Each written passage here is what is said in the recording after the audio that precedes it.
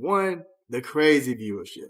All right, it was ridiculous for this Liberty Fever game that just happened. And then, of course, some mileage that some people flew just to see this. So looking at it here, it says the Indiana Fever and New York Liberty game on June 14, 2025 drew a large viewership with 2.22 million viewers, man. Oh my goodness. Remember when women's basketball was just a footnote during halftime snacks? Yeah, not anymore. Caitlin Clark just walked back on the court like it was a Marvel movie premiere.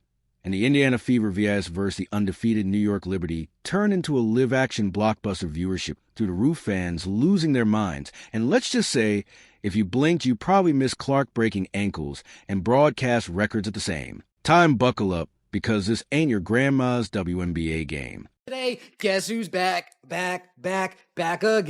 Caitlin's back. Tell Caitlin Clark Kent back in action. Where do I even start? 32 points, 9 assists, 8 rebounds, 2 blocks, 7 threes, 11 for 20 in only 31 minutes of basketball. The Indiana Fever say, come on, New York. Come on. Somebody's got to give you this first L, and I guess it's going to be us. No Jonquel Jones, but the Indiana Fever handled business. Look, have you ever seen something so predictable? It's like clockwork. She walks out in that Prada belt bag armor, makes a sound, and bam, TV sets. Buzz back to life, ratings dead.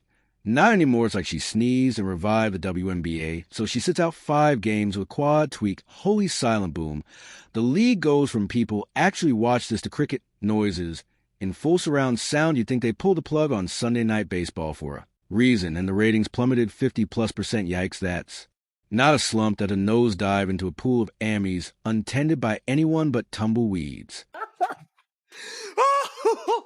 The GOAT. It can only be one GOAT, man. It can only be one GOAT. What a performance by Cece. Man, this was well worth the wait. We've been waiting patiently. We've been itching, waiting for her to make her return. And boy, did she come back with a vengeance.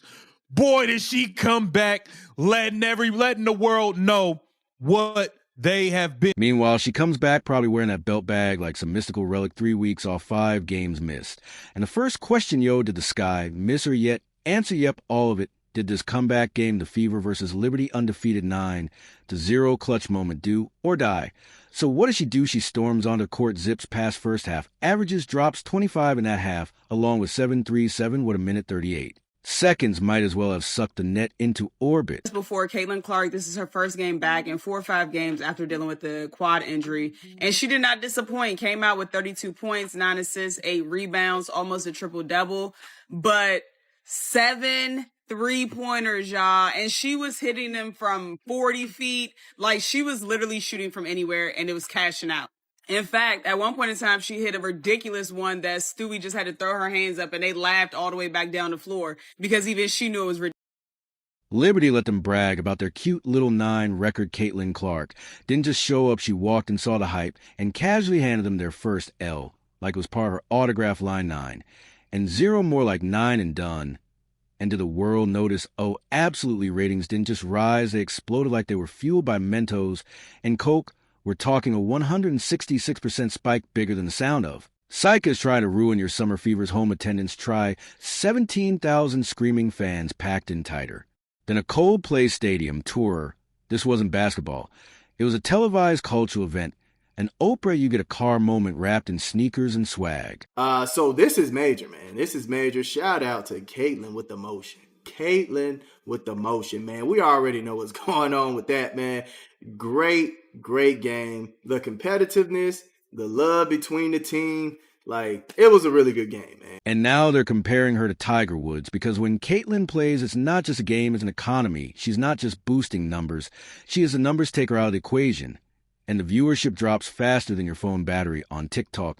Put her in suddenly the league's a 5-course dinner with fireworks and champagne.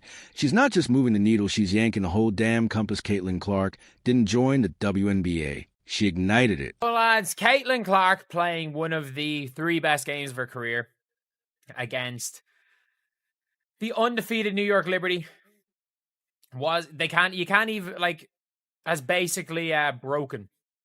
It has broken the Caitlin Clark haters. So, The funny part, they literally announced her as the future MVP just 15 minutes after tip-off, right before the popcorn was even fully popped. It was as if the universe collectively said, yeah, we've seen enough, give her the crown. And honestly, who could blame them? She wasn't just playing basketball, she was giving a masterclass while casually dismantling the league's only unbeaten team. 1 3-member turned into 2, then 5, then wait for it, 17 threes. That's not just a franchise record, that's a statistical mic drop. And she didn't stop there, no ma'am. She piled on assists like she was hosting a charity drive, grabbed her bounds like someone owed her money, and racked up enough points to make the scoreboard flicker. Like it was overwhelmed, the poor stat sheet printer probably needed a cigarette and a moment to collect itself. By halftime, coaches just stood there blinking, teammates just ran back like, well, damn. And the crowd, absolutely unhinged, chants, signs, tweets. Caitlin Clark had officially taken over. It wasn't a game, it was an audition for the Hall of Fame.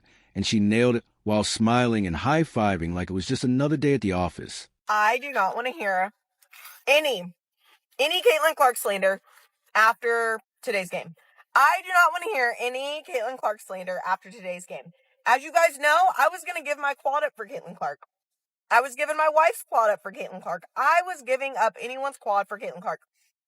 Got told she was going to play today, and I was like, she's probably going to take it light. 32 points? 32 points? I think she had like 6 rebounds, 8 assists, maybe vice versa. Like, absolutely insane. Now, let's rethink the context and really break it down, take Caitlin Clark out of the equation. And what do you get? A steep, merciless ratings nosedive. Look at Chicago. Without her, suddenly, it's crickets. The crowd might as well be watching paint dry Minnesota. LA Phoenix name any WNBA team. And if Caitlin's not on the floor, viewership numbers barely break into the 6-figure range. It's like the league goes from prime time spectacle to rerun of 1998 amateur mini golf tournament on a Tuesday at 3 a.m. energy. No disrespect to the talent in the league. There are stars, sure, but none of them are commanding the national spotlight like Caitlin. She's not just a player. She's a gravitational force. The ratings orbit her. Without her, it's back to the struggle of scraping together a few 100,000 viewers and hoping someone notices. Right now, she is the WNBA's oxygen. And that begs the question, where's the next Caitlin? Level sensation. Because at this point, it's starting to feel like the league is hitching its wagon to one runaway comet.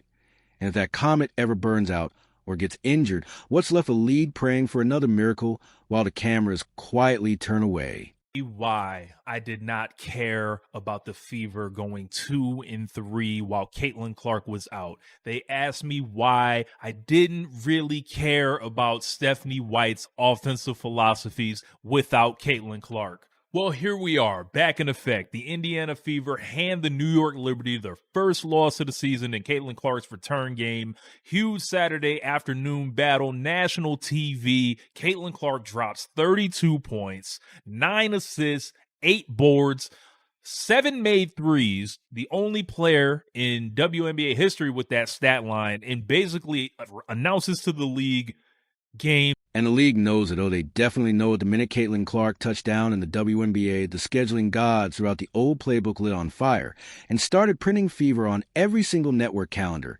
They could find suddenly Indiana Fever games weren't just games, they were events. ABC, ESPN, ESPN2, NBA TV. Heck, if there's a channel with a camera and a satellite dish, they probably try to get a piece of the Caitlin Clark frenzy out of 44 nationally televised games this season. Jaw-dropping 41 feature the Indiana Fever. Let that sink in. 41 out of 44.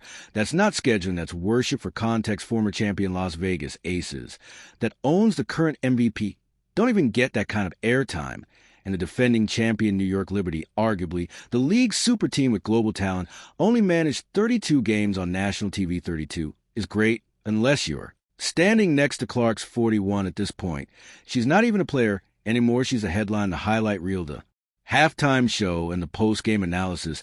The league isn't just showcasing her. They're building the entire narrative of the season around her. Fever games are no longer optional. They're required viewing. And just like that, she's back.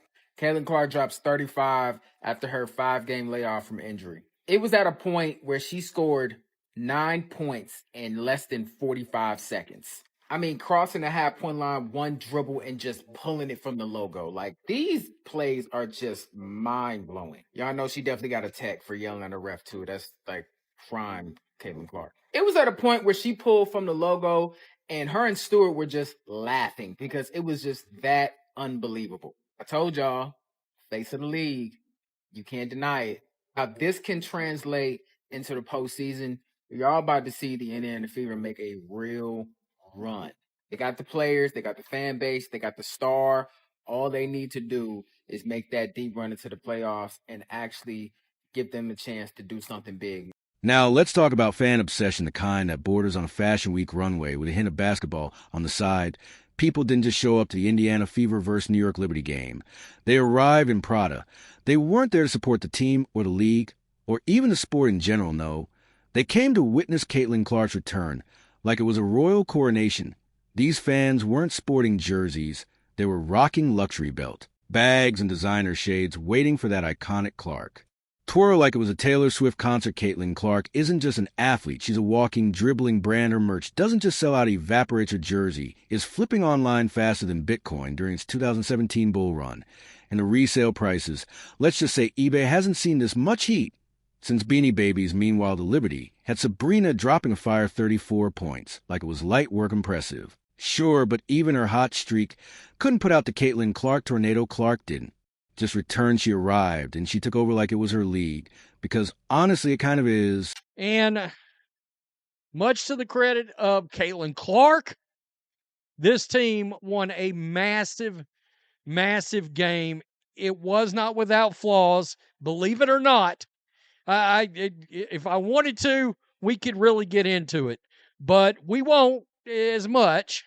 Number one of the greatest single half performances I've ever seen in basketball. It's absolutely hilarious how everyone keeps performing verbal gymnastics around the obvious built for the WNBA. They say like they're describing a high-tech race car or a state-of-the-art espresso machine league. Sustaining superstar, they whisper reverently, as if she's a majestic forest spirit summoned to save women's basketball. No, let's just call it what it is. Caitlin Clark is single-handedly carrying the entire WNBA TV revenue on her back, like a caffeinated Atlas in Nike sneakers, if she so. Much as sneezes courtside, the broadcast executives hit the panic button and start prepping highlight reels. If she leaks a shoe endorsement, viewership spikes, like she dropped a mixtape. If she flicks her hair in slow motion, Congress pauses to issue a statement. And if heaven forbid she salsa dances mid-game, the networks would pull the plug on $1 billion Koch brothers arms deal just to cut to commercial-free coverage. Every game she's in is a Super Bowl-level event now, while teams without her are out here playing in front of folding chairs and church fans. She's not just a player, she's economy. If Caitlin Clark takes a water break, ESPN reroutes satellites. If she breathes, Nielsen ratings take notes. CLJP11. You ever see entire franchises orbit a single player like she's a sun and the rest are just desperate planets clinging to gravitational relevance media? Outlets don't just cover her, they attach themselves like barnacles on a rocket ship. ESPN practically wraps itself in her jersey every night. MVP, contender, face of the league. They're not even pretending anymore.